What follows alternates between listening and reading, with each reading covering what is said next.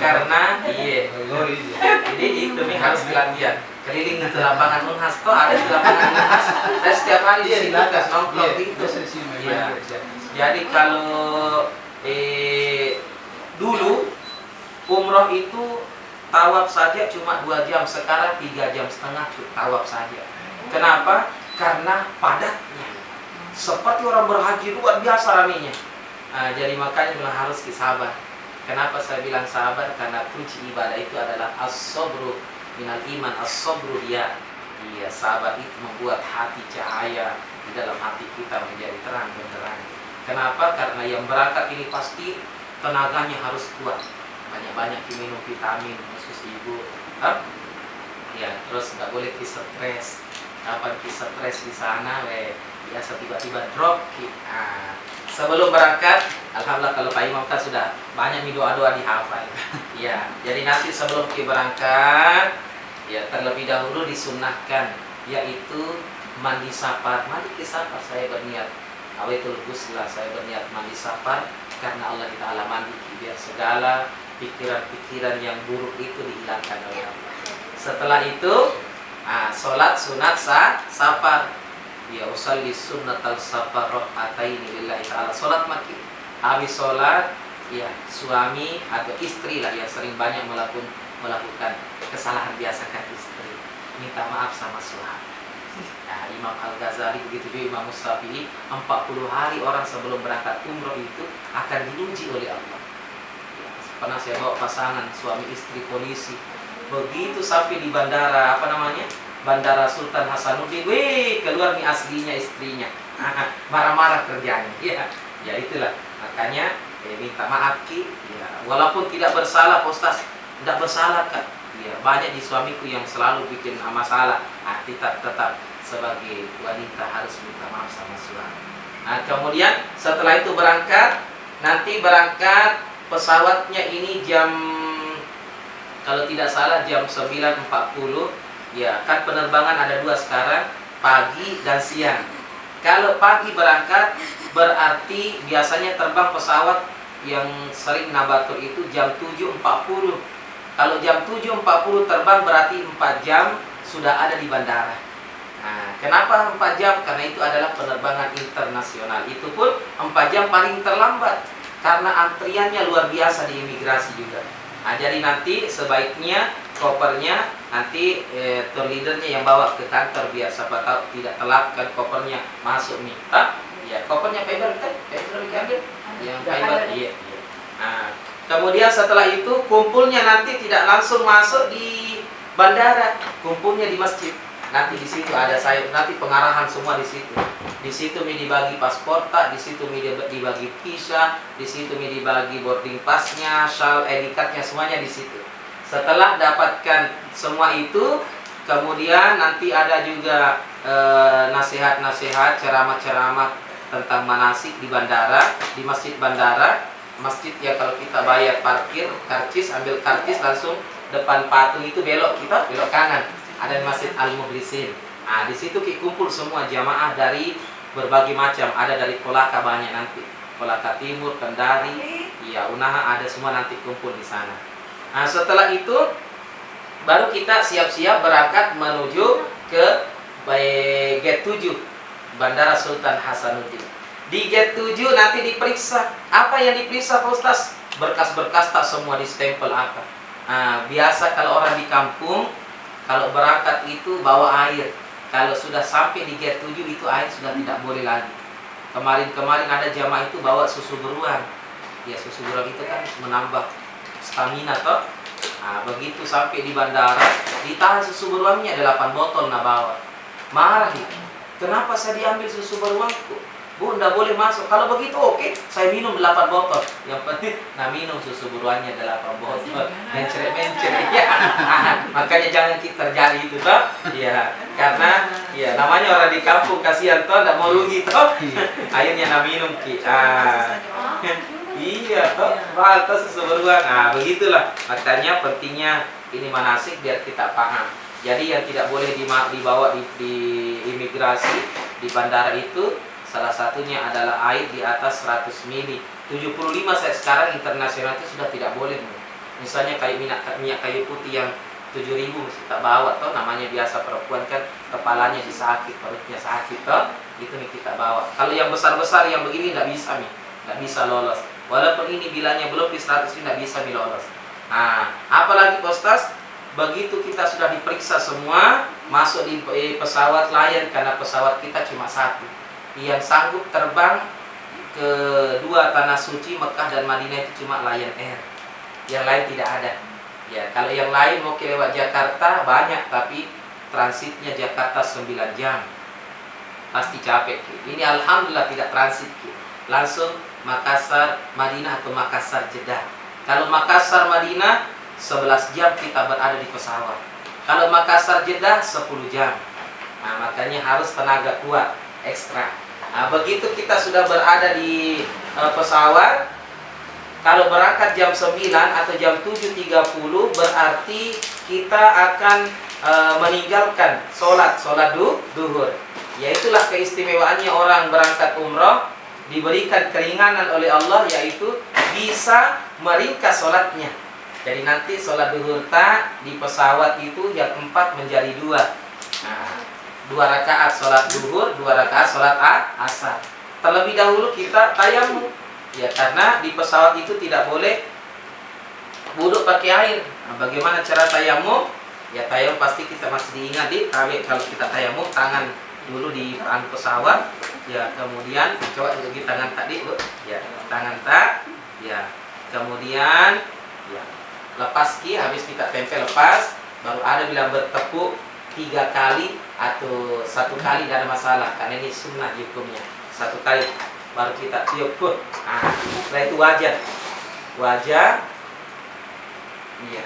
Ambil lagi di tempat yang berbeda. Kan tadi sudah di sini, ya di sini lagi kita ambil. Kemudian habis itu tangan sampai ke siku. Ya, ini juga tangan sampai ke siku. Nah, ini tayamum. Ya, menurut Imam Syafi'i. Ada lagi yang paling ringan, Ustaz, ada. 1 kali tepukan tempel tangan ya, saya berniat tayamum karena Allah Ta'ala, langsung wajah, baru tangan sampai pergelangannya. Nah, ini biasa orang biasa yang pakai pergelangan. Karena ini bukan ribet kalau mau gulung-gulung ini. Nah, jadi terserah pilih bagaimana yang kita anggap lebih ringan. Karena ibadah itu dipermudah oleh Allah kalau kita dalam keadaan musafir. Nah, kemudian setelah itu di pesawat, sholat maki usalli fardhu zuhri, atau tidak pakai begitu, saya kasar sholat duhur 2 rakaat karena Allah Ta'ala sudah memberitahu niatkan karena mau mengkasar sholat. Begitu juga nanti sholat asar nanti juga ambil lagi tayamum karena 2 waktu kita tinggalkan 2 sholat. Nah, seperti tadi tayamum, setelah itu sholat, selesai sholat boleh kita jalan-jalan di pesawat. Ya, boleh juga bawa bekal, bawa mie buras kalau ada buras bawa ayam boleh, yang penting bawa contoh Makassar. Ya, yang berkuah-kuah tidak bisa lolos. Kalau makanan insya Allah bisa dimakan-makan. Nah, kemudian setelah itu nanti banyak-banyak berzikir di pesawat, karena pesawat ini terbang 10 jam 45 menit ya sampai di Madinah. Nanti yang tanggal 13 ini Makassar Jeddah atau Madinah, Ji? Madinah di. Nah, berarti 11 jam kita berada di pesawat. Nah, Pak Ustaz, bagaimana kalau di pesawat? Bolehkah orang jalan-jalan? Boleh. Nanti bapak sama suami boleh duduk. Lihat BPO, mau bisa tukar istriku itu ya. Boleh. Nanti, tapi kalau sudah tenang-tenang di pesawatnya. Setelah itu, kita di pesawat boleh jalan-jalan, boleh cerita-cerita, tidak ada masalah.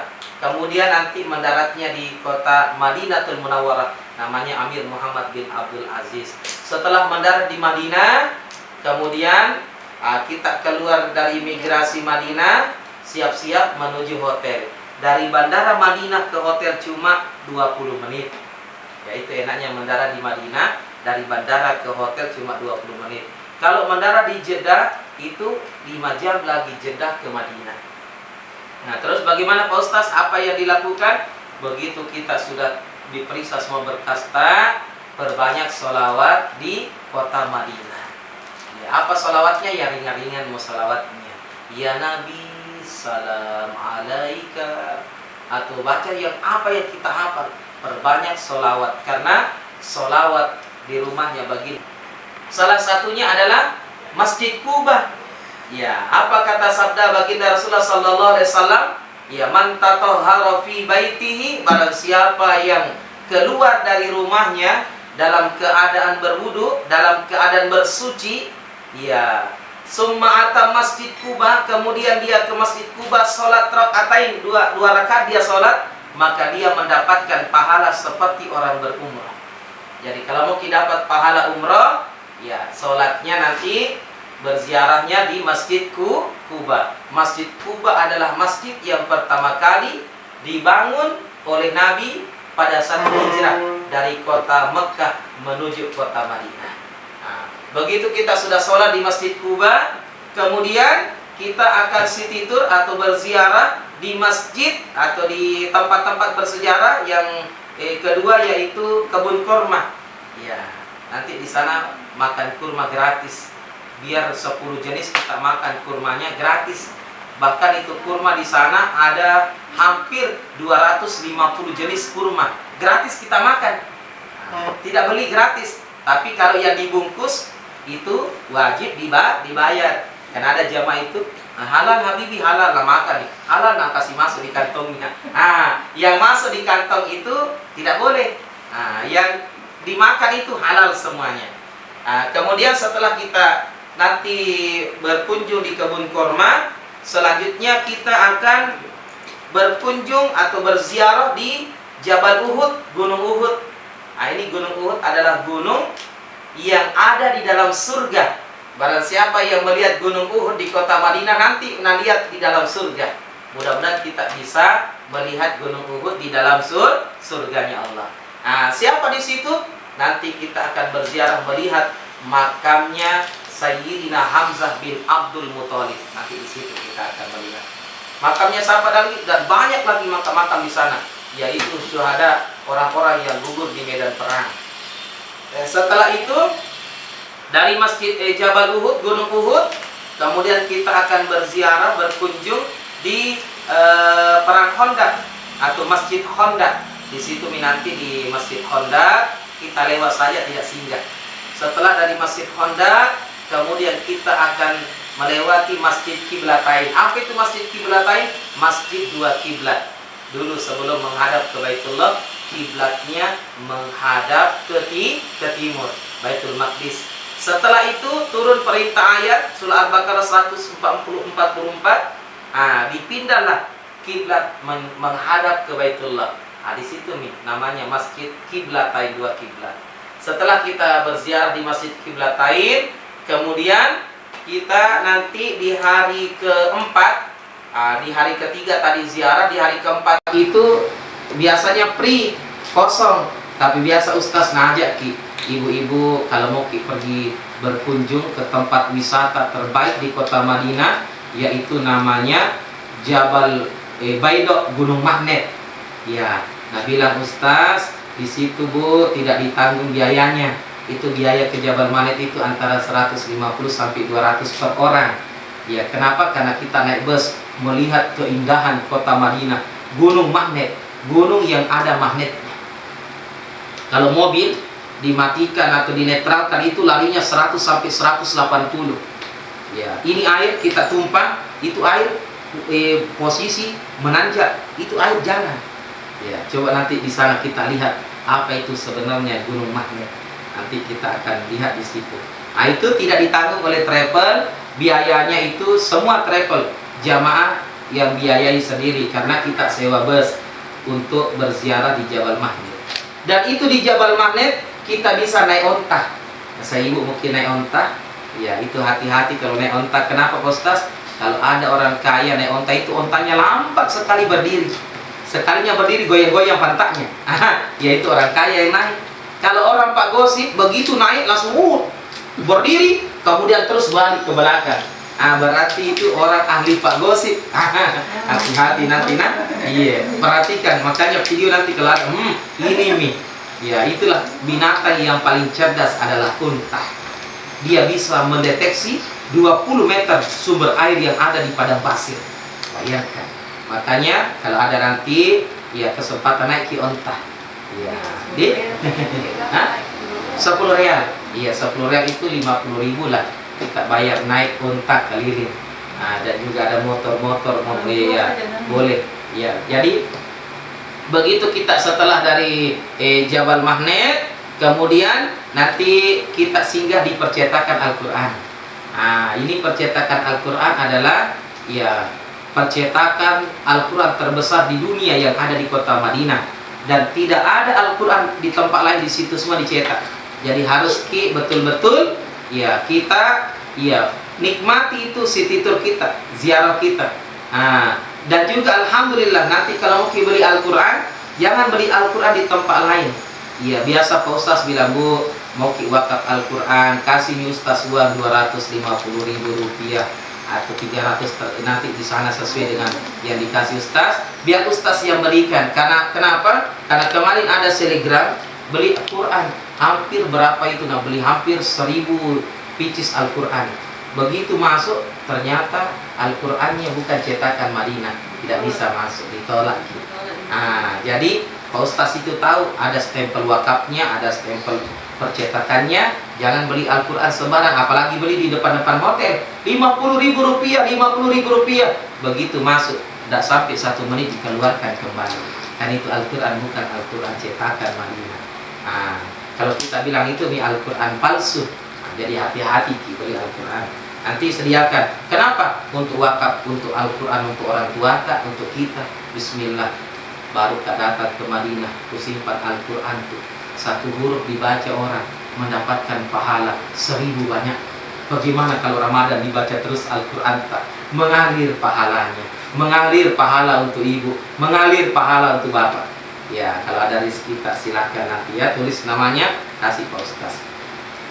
Kemudian setelah itu dari percetakan Al-Quran, di hari kelima yaitu kita persiapan menuju ke kota Mekah untuk umrah. Apa yang dipersiapkan orang umrah? Ibu-ibu yang dipersiapkan adalah pakaian umrah. Ada pakaian umrah tadi? Ya warnanya putih. Kemudian kaos tangan, ada kaos tangan tak? Nah, beli nanti kaos tangan di? Iya. Ya bagaimana itu? Iya, kaos tangan tapi yang ada karetnya di sini. Ada karet. Iya. Nah, jadi itu ada itu pokoknya Nata bilang kaos tangan umrah itu ada karetnya di sini. Nah, kemudian ciput. Kenapa pakai ciput? Biar tidak kelihatan ke rambut tadi. Ya, karena biasa itu orang tidak nahirukan. Kelihatan di rambutnya, tidak sempurna umrah tak. Kalau kelihatan di aurat tak. Kan rambut itu adalah aurat. Biasa itu selegram itu sengaja tuh nak kasih begini rambutnya. Mentang-mentang pirang tak. Nah, jangan. Nah, makanya beli kiciput tak. Banyak diciput dijual. Nah, kemudian setelah itu kaos kaki, ada kaos kaki tak? Iya, kalau bapak-bapak tidak boleh memakai kaos kaki. Apa yang disediakan khusus bapak-bapak? Yaitu 2 kain, yaitu bagian atas dan bagian bawah, namanya kain ihram. Ya, itu kain ihram nanti juga akan diajarkan sama Pak Ustaz bagaimana cara memakai ihram di Madinah nanti. Ya, kenapa? Karena pada saat kita umrah cuma 2 ji, di atas dan di bawah, sarung dan bajunya warnanya putih biasanya. Boleh juga warna lain Pak Ustaz. Ya, kebiasaan dan sunnah itu warna putih kalau kita berumrah. Nah, Nabi juga pernah dulu pakai warna hijau. Nah, tapi ya itu kalau misalnya seragam warna hijau ini kan warna putih dia dikasih di kantor. Kemudian setelah itu apa yang dipersiapkan ibu-ibu sebelum tinggalkan kota Madinah? Yaitu terlebih dahulu mandi ihram. Mandi ihram. Nawaitul ghusla li ihram. Saya berniat mandi ihram karena Allah Ta'ala. Mandi maki. Begitu juga Bapak, Ustaz juga mandi nanti mandi ihram. Mandi ihram, selesai mandi ihram ada 3 sunnah. Ya, ini yang penting. Ada 3 sunnah setelah kita mandi ihram. Apa yang pertama? Sunnah memakai wangi-wangian tapi di badan. Ya, misalnya pakai MS Glota, NRL, FF, Alisa, FH, ya glow up, apa dipakai suami kalau ada. Iya, biar enak dirasa. Apalagi ya sunnah memotong kuku. Kalau kuku tak panjang, potong. Ya, setelah mandi potong kuku tak. Kemudian apalagi sunnah merapikan ya rambut. Misalnya kalau ya rambut ketiak sudah panjang-panjang 2 meter, potong-potong nih. Yang di bawah sudah foto, sunnah-sunnah itu semua. Ya, setelah itu ya tadi ya 3 sunnah, memakai parfum, memotong kuku dan memotong rambut atau merapikan rambut, itu 3 sunnah. Setelah itu pakai ihram tak. Nah, ibu juga pakai baju ihram tak. Baju ihramnya perempuan sembarang ji. Tapi di sini kita kenapa warna putih? Karena memang seragam. Dan semua jamaah umroh Indonesia itu warnanya putih. Kecuali Saudi. Kalau Saudi, biar kita kasih tuh baju putih, tak harganya 50 juta, dia tidak mau ambil. Karena orang Saudi itu tidak pernah pakai baju putih. Semua pakai baju hitam, nggak pakai. Coba lihat. Kenapa memang begitu? Nanti dia pakai baju putih pada saat dia berada di rumahnya sama suaminya, pakai baju putih. Setelah itu, ya pakai miki semua putih, pakai mi anuta kaos tangan tak, pakai mi kaos kaki tak. Kemudian pakai miciput tak, perlengkapan umroh tak. Kemudian kita akan meninggalkan kota Madinah menuju ke Bir Ali. Apa itu Bir Ali atau Abyar Ali? Yaitu tempat kita ambil mikot, ya, tempat kita berniat untuk umrah. Begitu kita sudah berada di Bir Ali, apa yang dilakukan? Sunnah melakukan, yaitu sholat sunat ihram. Usalli sunnatal ihram rak'ataini lillahi ta'ala. Sholat maki, sholat sunat ihram namanya.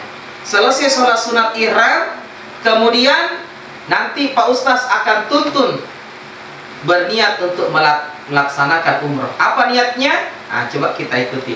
Bismillahirrahmanirrahim. Labbaik Allahumma umrah. Ya, itu niatnya nanti. Labbaik Allahumma umratan, nawaitun umratan wa ahramtu biha lillahi ta'ala. Saya berniat umrah, berihram karena Allah Ta'ala. Setelah kita berniat, ya, tadi yang sunnah itu menjadi larangan. Apa yang sunnah? Memakai baju, ya ini sudah tidak boleh lagi pakai baju dalam, tidak boleh. Jadi kalau sudah berniat, makanya nanti Pak Ustaz periksa. Oh, ini masih pakai baju dalam, buka baju dalam tak. Oh, ini masih pakai celana dalam. Oh, buka celana dalam tak. Oh, ini masih pakai sepatu. Oh, buka sepatu tak. Ya, karena sebelum berniat itu diperiksa. Kenapa diperiksa? Jangan sampai pas sudah kita melapaskan niat, ternyata masih pakai celana dalam, masih pakai baju dalam, itu tidak diterima umrahnya. Kemudian setelah berniat umrah, ada 13 larangan-larangan umrah. Apa itu 13 larangan-larangan umrah? Yang 3 tadi sudah saya sebutkan, memakai wangi-wangian, memotong kuku, memotong rambut, itu tadi sunnah. Setelah berniat, 3 ini tidak boleh lagi. 3, 4 apa lagi? Bercumbu dan merayu. Misalnya suami istri bercumbu sudah tidak boleh lagi. Kemudian apa lagi? Yang kelima, menikah. Tidak boleh menikah. Ya, nanti selesai umrah baru boleh menikah. Dan juga menikahkan. Tidak boleh juga menikahkan. Apalagi membunuh hewan buruan. Kalau ada misalnya nyamuk, lalat, apa di Bir Ali atau semut, jangan dibunuh. Apalagi selain membunuh, yaitu memotong pohon-pohon. Kalau ada pohon-pohon, kan sekarang lagi mau berbuah. Ini kurma yang ada di Bir Ali, jangan dipetik-petik daunnya, jangan dipetik-petik buahnya. Apalagi Pak Ustaz, yaitu tidak boleh suami istri wala fusuka wala jidala fil hajj. Tidak boleh saling berbantah-bantahan, tidak boleh saling berkata-kata yang tidak baik. Itulah larangan umrah. Apabila kita mengerjakan larangan ini atau melanggar, maka wajib kita membayar dam. Apa itu dam? Denda, mengalirkan darah binatang, yaitu menyembelih kambing. Itu damnya. Kalau tidak mampu menyembelih kambing, berpuasa 6 hari. Kalau misalnya mampu yakin, mungkin tidak ada yang mampu berpuasa. Jadi apabila ini semua kita jaga, alhamdulillah tidak akan kena dam, tidak akan kena larangan-larangan umrah. Begitu kita dari Bir Ali menuju kota Mekah, perjalanannya itu 5 jam, 560 km dari Bir Ali menuju ke Mekah. Untuk apa? Untuk berumrah. Di perjalanan Pak Ustaz mengajak kita untuk bertalbiyah. Labbaik Allahumma labbaik, labbaik la syarika laka labbaik, innal hamda wan ni'mata laka wal mulk la syarika lak. Bertalbiyah. Disunahkan talbiyah dari meninggalkan Bir Ali sampai di depan Ka'bah. Nanti Pak Ustaz akan selalu membimbing kita. Jadi tidak usah khawatir karena ada ustaznya. Ustaznya di sana ustaz muda-muda. Seperti ustaz yang ganteng ini, Ustaz Afgan namanya dia. Ada adik saya, ada ustaz bahasa, banyak nanti. Ya, jadi tidak usah khawatir. Tinggal kita ikuti apa yang disampaikan oleh Pak Ustaz. Kalau Pak Ustaz bilang ke kanan, kita ke kanan, jangan ke kiri. Ya, karena apa? Karena yang tahu medan-medan di situ adalah Pak Ustaz. Setelah itu sampai di kota Mekah. Begitu kita tiba di kota Mekah, kemudian ibu-ibu hati-hati, ini kebanyakan ibu-ibu. Biasanya langsung nak buka kaos kakinya, walaupun sama Ibu Haji Mila sama Bunda Haji, nak kita buka kaos kaki kita, itu tidak boleh. Apalagi Pak Ustaz, kita buka kerudung tak, tidak boleh dibuka kerudung tak. Walaupun perempuan, apalagi ya membuka aurat sudah tidak boleh. Nanti di kamar mandi baru kita buka. Muka kencing di kamar mandi kita buka itu pakaian tak, walaupun kaos kaki ataupun kaos tangan. Kenapa? Karena ya ini yang sering dilakukan oleh perempuan, melanggar. Kalau kita lakukan itu maka kena damki. Kemudian setelah itu kita akan umrah. Begitu kita turun dari hotel, kita akan melihat Masjidil Haram. Perasaan tak senangnya. Setiap kita melihat Masjidil Haram, perasaan menjadi senang. Ya Allah, bahagia ini hati. Kenapa? Melihat Masjidil Haram. Iya. Karena belum pernah lihat. Nanti begitu kita lihat itu menara Jamini namanya. Saya pernah naik di atas itu yang ada bintangnya. Di situ saya naik. Ya. Begitu kita lihat, menangis. Kenapa? Rahmat kasih sayang Allah diberikan bagi tamu-tamu Allah yang berada di kota Mekah maupun kota Madinah. Begitu kita sampai di hotel, kemudian kita turun umrah, ada syarat-syarat umrah.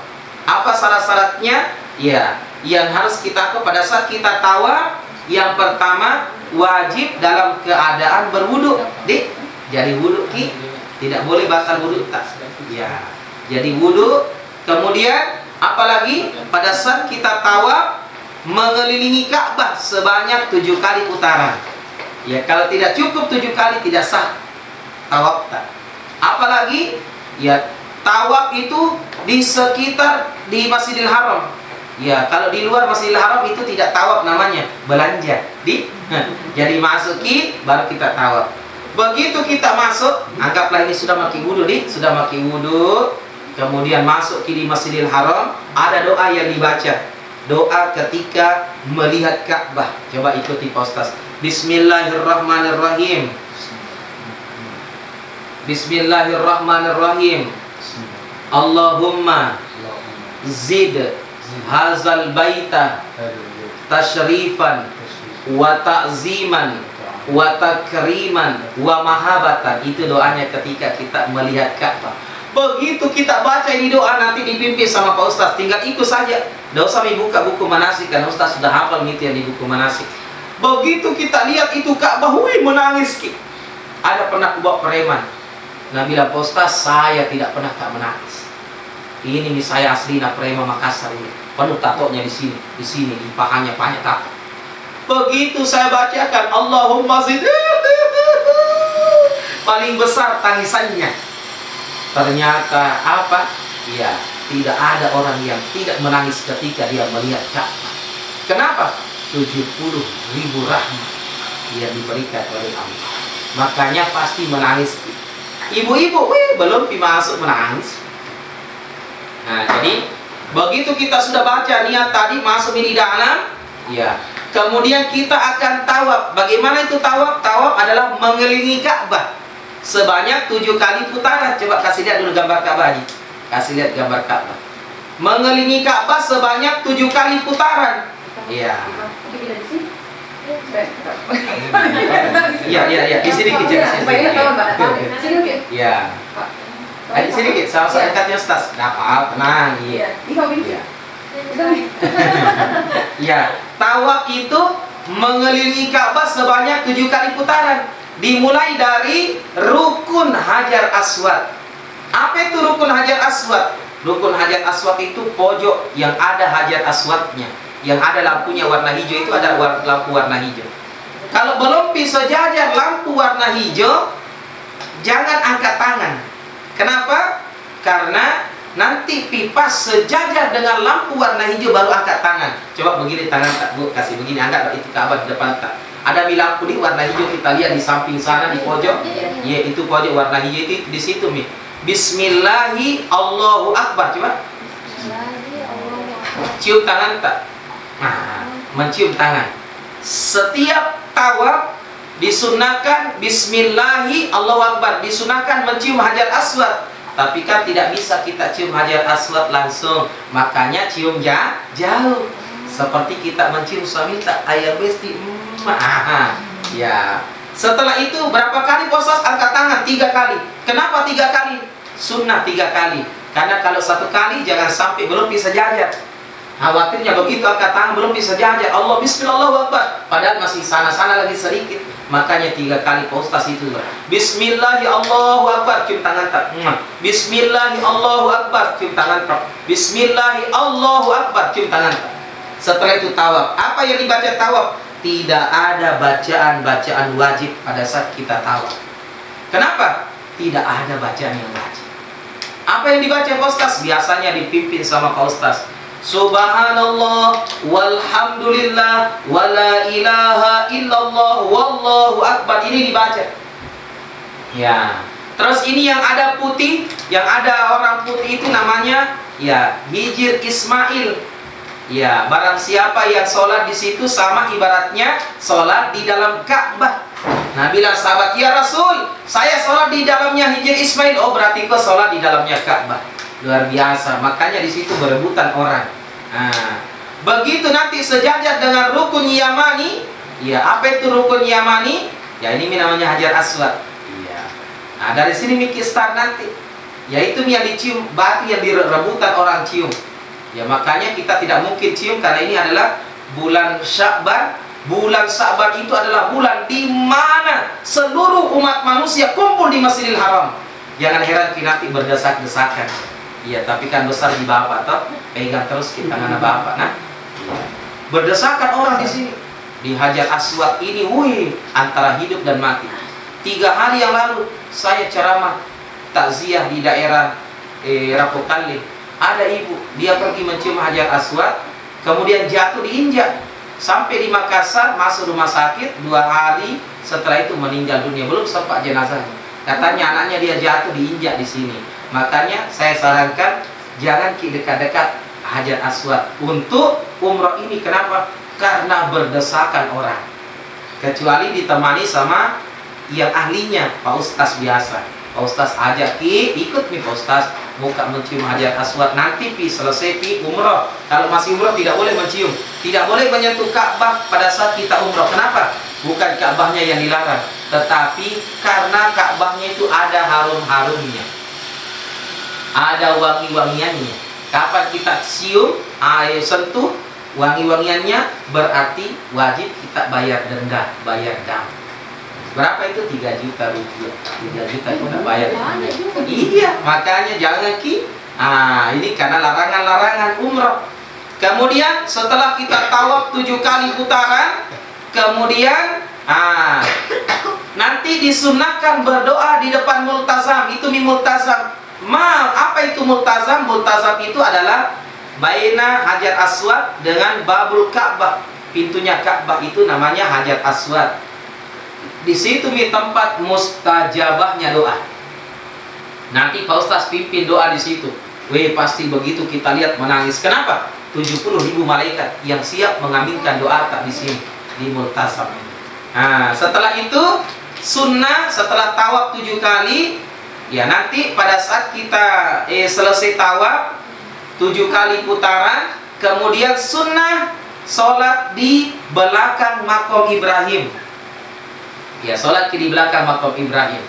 Ya, apa itu makom Ibrahim? Di situ jejak telapak kaki Ibrahim pada saat membangun Ka'bah. Sholat di situ. Usalli sunnatal ya ba'da tawaf rak'ataini lillahi ta'ala Allahu Akbar. Mana itu makom Ibrahim itu yang ada seperti kurungan warna emas? Ya, yang ada, coba lingkarkan kaji. Yang warna emas. Ya, ya itu. Nah, di belakangnya itu sholat. Semua orang sholat di situ. Ya, misalnya Ustaz tidak sejajar, ya cari yang mendekati, karena di situ kan ribuan orang, jutaan orang berdesakan. Sunnah bukan wajib, sunnah. Makanya ya kalau misalnya kita lihat orang pas di apa namanya, pas di belakangnya itu sholat maki, karena sholatnya tidak berjamaah, sholatnya adalah ya sendiri-sendiri. Nah, niatnya apa? Usalli sunnatal ba'da tawaf, saya berniat sholat sunat ba'da tawaf 2 rakaat karena Allah Ta'ala. Allahu Akbar. Nah, sholat 2 rakaat. Setelah itu kemudian disunahkan minum air zam-zam. Nah, mana air zam-zam tak? Saya akan ajarkan minum air zam-zam. Coba pegang kini botol tak. Begini caranya minum air zam-zam. Dan anggaplah ini kan nanti di sana botolnya kan warna putih, gelas yang begitu, yang kecil tak? Iya, warna putih. Ini anggaplah ini yang ada airnya. Jadi ini tangan kiri tak di bawah, tangan kanan di atas.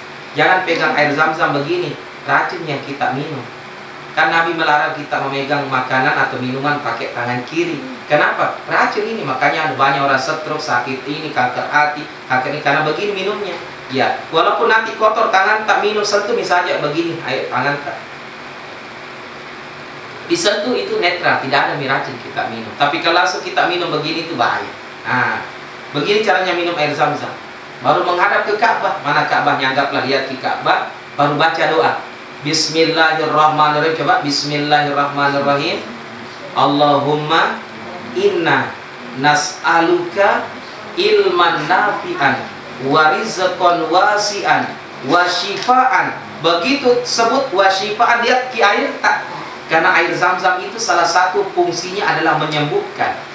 Ya, tidak ada orang yang tidak sembuh dengan air zam-zam. Makanya air ini adalah air terbaik di dunia. Wa shifaan, lihat ki airnya, min kulli da'in, dan segala jenis penyakit. Wa saqwa min birahmatika ya arhamar rahimin. Baru setelah itu minum ki. Sedikit, jangan banyak-banyak. Ya, sampai nanti kita kencing jauh tempat keluar ambil air kencing anunya, toiletnya jauh. Minum lagi. Lihat Ka'bah. Setiap kita selesai minum 1 teguk, 2 teguk, 3 teguk, lihat Ka'bah. Karena melihat Ka'bah mendapatkan pahala. Nah, setelah itu ketiga kalinya sudah kita minum, agak banyak sedikit misalnya. Kemudian tumpahkan airnya sedikit di tempat yang sakit. Contoh, kepala tak sering sakit, banyak cicilan, banyak oni dan lain sebagainya. Oleskan di kepala. Hilang itu sakit kepala tak. Di badan, nah, sakit badan tak, oleskan. Di sakit kaki silakan. Karena air zam-zam adalah obat. Ya, ma'u zam-zam. Ya, apa kata Nabi? Man ja'a baitil haram, siapa yang datang ke Baitullah, summa tawaf sab'a marrah, dia tawaf 7 kali putaran, summa yashrabu ma'u zam-zam, dia minum air zam-zam, maka dosa-dosanya diampuni oleh Allah bagikan bayi yang lahir dari rahim seorang ibu. Bayangkan, luar biasa. Nah, maka ini air zam-zam adalah air terbaik di dunia. Tidak akan bisa habis sampai yaumil qiyamah. Kalau ada air zam-zam sudah tidak mengalir, berarti bumi kiamat itu, kiamat mengalir. Makanya ini air zam-zam adalah air terbaik. Nah, nanti boleh kita bawa oleh-oleh, tapi jangan terlalu banyak. Gelas begini, ya ikat-ikat nanti, ya bagus-bagus kereplingnya, simpan di koper. Ya, oleh-oleh terbaik adalah air zam-zam. Nah, setelah kita minum air zam-zam, kemudian rukun umroh yang keempat, ya, yang pertama rukun umroh itu adalah niat umroh, mikot di Bir Ali. Yang kedua adalah tawaf. Yang ketiga adalah sa'i. Nah, sekarang rukun umroh yang ketiga adalah sa'i. Apa itu sa'i? Lari-lari kecil dari Bukit Safa menuju Bukit Marwah. Nah, ini namanya Bukit Safa dan Bukit Marwah. Bukit Safa di sebelah kanan, Bukit Marwah, Bukit Safa di sebelah kanan saya, bukit sebelah sini, Bukit Marwah di sebelah kiri. Nah, itu yang ke sini jalurnya itu namanya Bukit Marwah. Kalau yang turun ke sana Bukit Safa. Apa itu Bukit Safa? Yaitu bukit di mana Siti Hajar mencari air karena Ismail berteriak minum pada saat itu.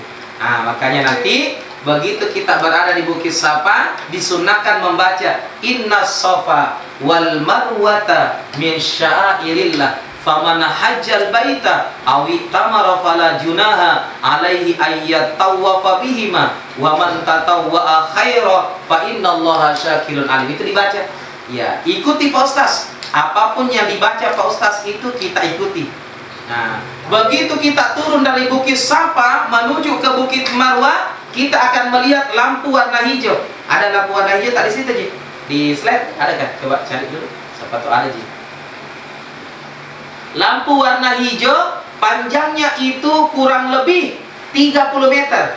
Disunahkan lari-lari kecil, sambil mengatakan Rabbi ghfir warham wa'fu wa takarram wa tajawwaz amma ta'lam innaka ta'lam ma la na'lam innaka antallaha innallaha a'azzul akram. Itu dibaca. Oh, tidak masukkan ali di sini ya. Ya, jadi pada saat kita melewati lampu warna hijau, begitu kita sudah lewat lampu warna hijau, jalan-jalan biasa makin. Ya, sambil membaca subhanallah walhamdulillah wala ilaha illallah wallahu akbar wala haula wala quwata illa billahil aliyil azim. Begitu selesai sa'i, panjangnya sa'i ya, ini agak lama. Tadi umroh tawafnya saja 3 jam lebih. Terus sa'i 3 jam setengah juga. Berarti berapa itu? 7 jam kita jalan kaki. Makanya itu ikut bilang toh nanti latihan kita. Iya, tak pasti pertama sakit-sakit toh, tapi nanti setelah itu tidak, Ji. Karena apa? Semangat ada di Bapak temani. Nah, begitu sakit pegang di tangannya Bapak, sakit kaki. Nah, ya, jadi berguguran dosa pada saat kita sakit di situ. Sakitkah kita? Kenapa? Karena panjangnya saja 450 meter. Satu kali itu. Ini 7 kali. Makanya sahabat nanti ini agak pelan-pelan karena banyak orang, ribuan orang, jutaan orang berada di tempat sa'i. Nanti kita akan selesai umroh jam berapa? Jam 5 subuh.